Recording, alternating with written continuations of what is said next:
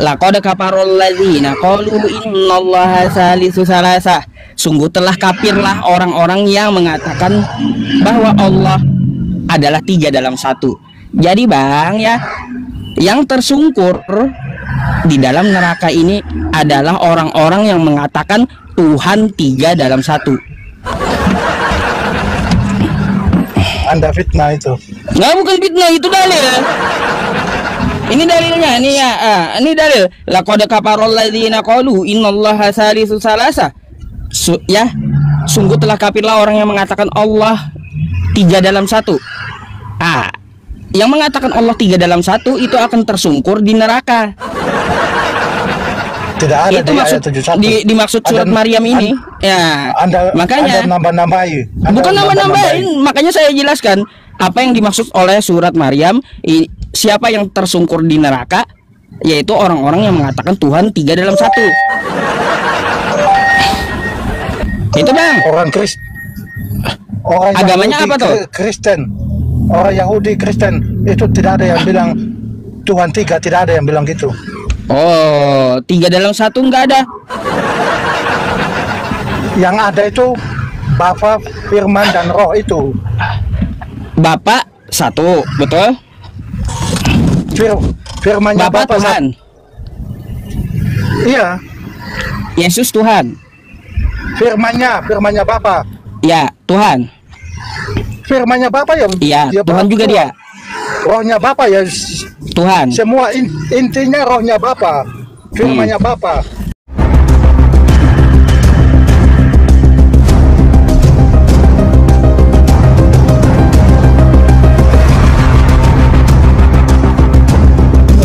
Bertanya dan ditanya enggak apa-apa. Boleh, baik. Silakan Anda duluan nanya kalau gitu. Apa judulnya?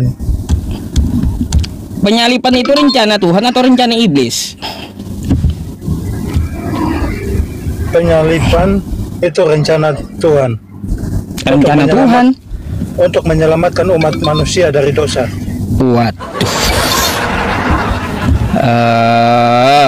Abang sudah baca kitab Abang belum? Bible itu sudah selesai dibaca atau belum Bang? Sudah. Wah, sudah. Bang, Anda di situ ada punya Alkitab Anda enggak? Baca aja. Oh, coba ini saya tampilkan satu ayat kepada Abang ya. Abang baca ya. Yohanes 13 ya, nomor 2. Yohanes 13 nomor 2, baca. Enggak jelas. Kecil. Ini? Kecil banget. Ini? Mereka sedang buram, Bang, buram. Masa nggak jelas? Mereka sedang. Ini saya bacakan aja biar cepat ya. Oke. Mereka sedang makan bersama dan iblis ya telah membisikkan rencana di dalam hati Yudas.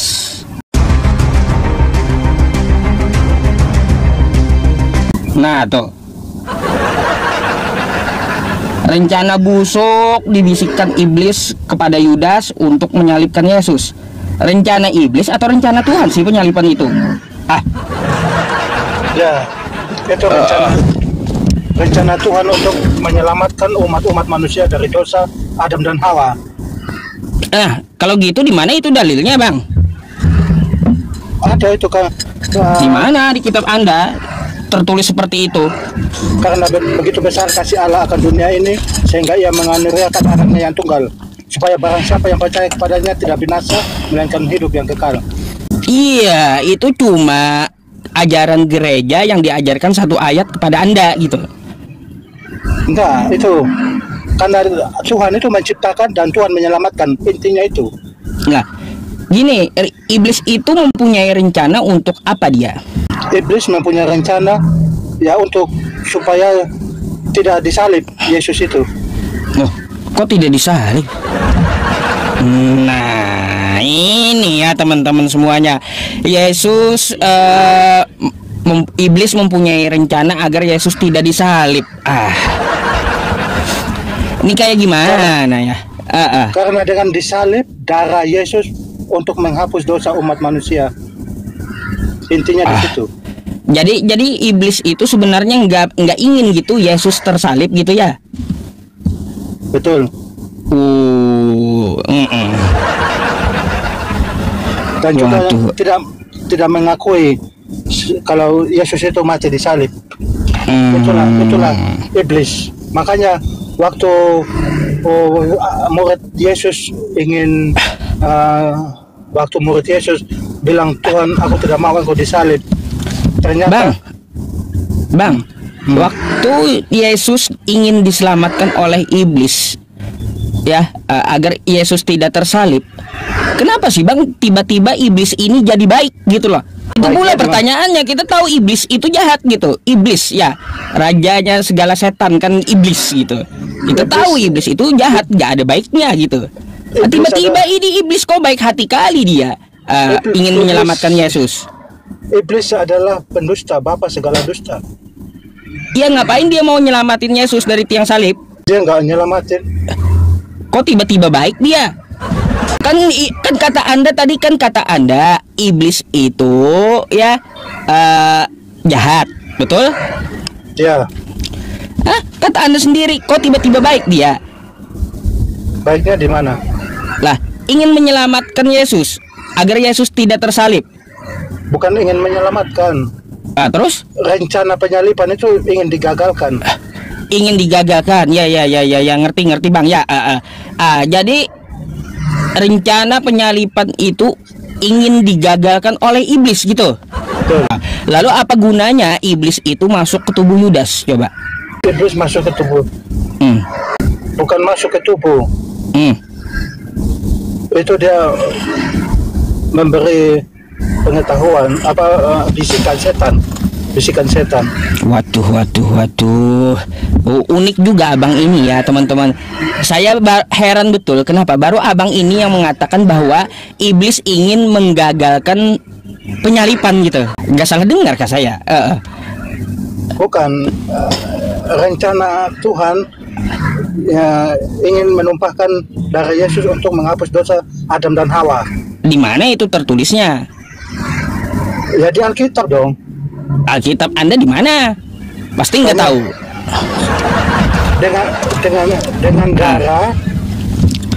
Dengan darah aku mencurahkan untuk penebus dosa. Di mana ada ayat kayak gitu, Bang? Soalnya saya di jalan ini masalahnya. Iya, nggak ada di kitab Anda ayatnya kayak gitu. Intinya dengan penumpahan darah.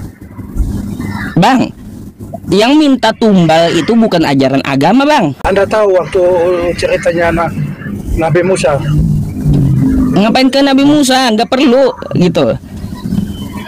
Kan dengan darah mereka perjanjian. Anak-anak mereka waktu dihukum Taurat itu. Bang, dulu nih saya kasih tahu sama abang ya. Ya, di zaman Nabi Musa sampai zaman sebelum Yesus ya, orang-orang dulu menebus dosa pakai tai sapi.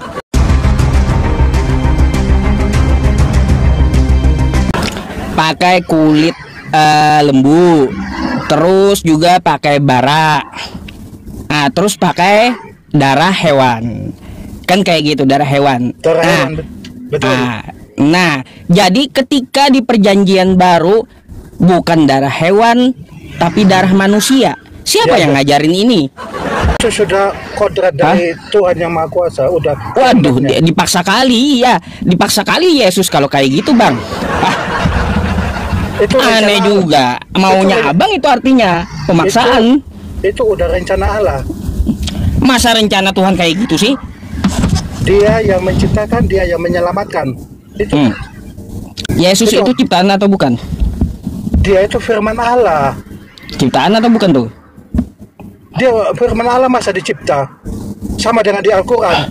Isa fa'inahu rohullah wa kalimatu. Di mana itu? Di Al-Quran? Surat An-Nisa 171. Buka. Coba baca di mana? Di mana? Coba. Surat An-Nisa 171. Nggak ada kayak gitu kosakatanya. Al-Quran saya di dalam kepala nih. Ya, nggak ada kayak gitu. Buka surat An-Nisa 171. Anda bisa tahu? Bentar dulu ya, kita menyeberang ke Islam. Boleh nanti saya jawab. Tadi gimana? Tanggapan Anda dan jawaban Anda apa? Itu rencana Allah untuk menyelamatkan umat manusia. Dia mengutus firman-Nya menjadi daging. Ciptaan atau bukan itu? Bagaimana ciptaan? Wong itu firman-Nya Allah sendiri. Ya udah, kalau gitu saya mau tes dulu sama Anda ya. Betulkah pemikirannya kayak gitu ya? Saya mau tanya 4 hal. 1. Apakah di kitab Anda atau di ajaran Anda manusia itu ciptaan? Kalau manusia ciptaan, lain dengan Yesus. Baik. Dengan Yesus. Sekarang ya, yang kedua, apakah Yesus itu manusia? Betul. Baik, Yesus manusia. Pertanyaan 3, berarti Yesus yang manusia tadi adalah ciptaan? Aku udah bilang selain Yesus tadi. Selain Yesus? Karena dia firman dari Allah. Kalau Anda sperma dari orang tua Anda. Kenapa ada pengecualian manusianya? Iya, betul. Karena Ini manusia apa maksudnya gitu? Padahal kan dia sama dengan kita, punya mata, Betul. punya hidung, punya mulut, ya netes sama ibunya juga. Kayak gimana? Karena Anda itu sperma dan dari ibu itu hubungan. Tapi dia ini Yesus firman dari Allah. Aneh bang kalau kayak gitu bang. Makanya di dalam manusia semua berdosa, hanya Yesus yang tidak berdosa. Kacau ajarannya kalau kayak gitu. Sama dengan di Al-Quran, surat Maryam ayat 19. Isa yang Apa? suci. Isa suci. Waduh, Isa suci. Iya teman-teman. Buka. Buka. Mau bahas Quran sama saya, mencret nanti. Kalau bahas Quran sama saya bakal mencret bang. Kalau kalian tidak percaya sama Isa diutus sebagai penebus dosa, kalian akan mati ke neraka semua. Oh, teman-teman. Kalian kalau tidak percaya dengan Nabi Isa menebus dosa, kalian yang Islam masuk neraka. Ya, coba buka surat Maryam ayat 71. Oh, Maryam 71. Iya. Bahasa Arab. Maryam 71. Wa minkum illa waridwa kana ala rabbika hatman maudiyah. Bukan kayak gitu bunyinya. Coba buka. Bukan kayak gitu bunyinya. Kelanjutannya apa? Masa satu ayat aja Al-Qur'annya? Ada lagi Anisa Ali Imran 55. Itu semua yang berdosa. Loncat ini teman-temannya. Semua yang berdosa pasti masuk neraka. Semua yang menghadap Allah dengan keadaan berdosa pasti neraka jahanam tempatnya. Itu. Ada.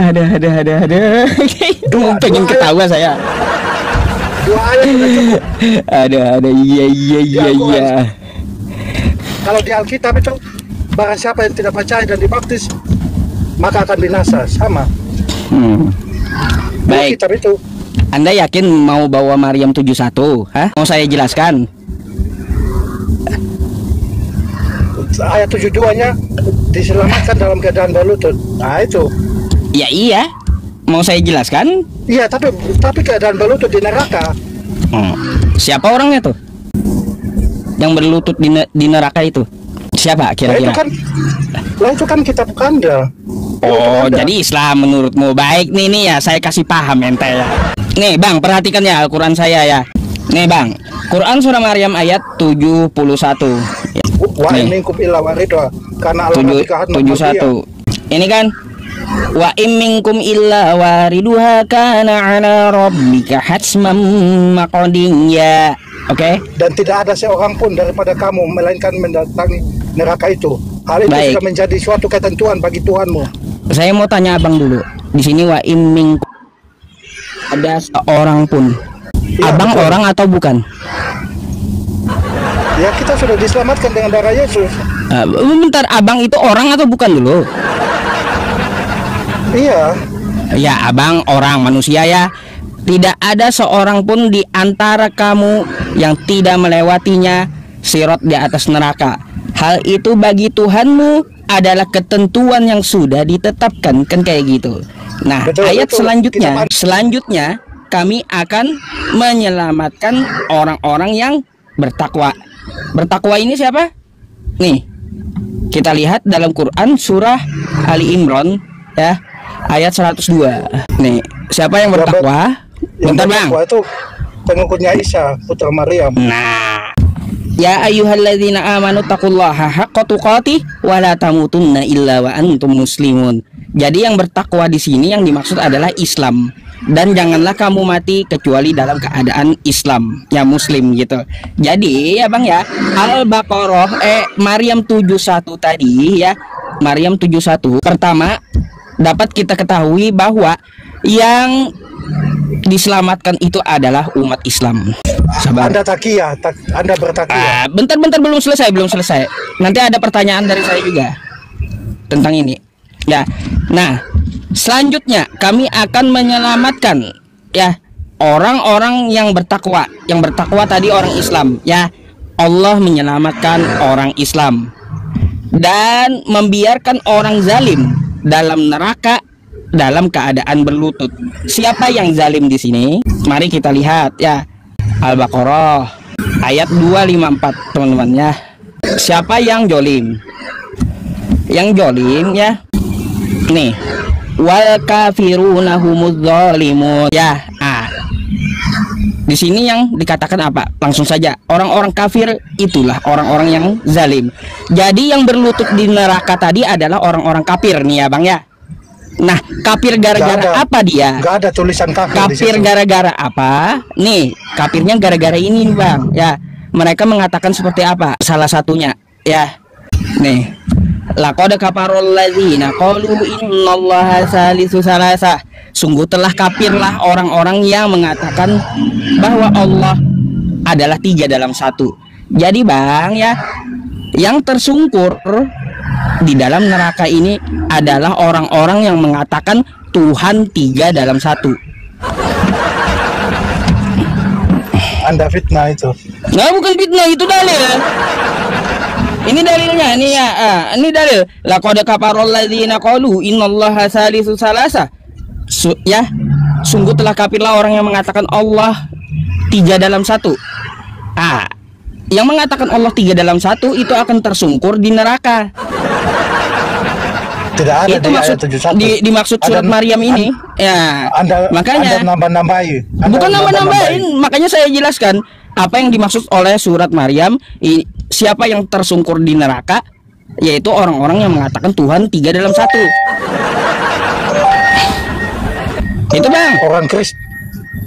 Orang agamanya Yahudi, apa tuh? Kristen. Orang Yahudi Kristen itu tidak ada yang bilang Tuhan 3, tidak ada yang bilang gitu. Oh, 3 dalam 1 nggak ada. Yang ada itu Bapa, Firman, dan Roh itu. Bapak 1, betul? Bapak Tuhan. Iya. Yesus Tuhan. Firmannya Bapa. Ya, Tuhan. Firmannya Bapa ya. Iya, Tuhan juga dia. Rohnya Bapa ya. Tuhan. Semua intinya rohnya Bapa. Firmannya Bapa. Habis itu apalagi? Anda punya tubuh, punya jiwa, punya roh. Ya apa Anda Yusuf PI 2? Apanya? Anda punya pikiran, Anda punya tubuh, Anda punya tangan, Anda punya kepala. Apakah Yusuf PI itu ada banyak macamnya? Waduh, berarti maunya kamu itu Tuhan bisa dipotong-potong kalau kayak gitu. Tuhan kamu mau potong-potong beberapa bagian kan kayak gitu mau. Sama di Al-Quran. Enggak ada di Al-Quran kayak gitu, di Islam enggak ada kayak gitu, dipotong-potong kayak gitu. Ada firman Allah, ada Allah.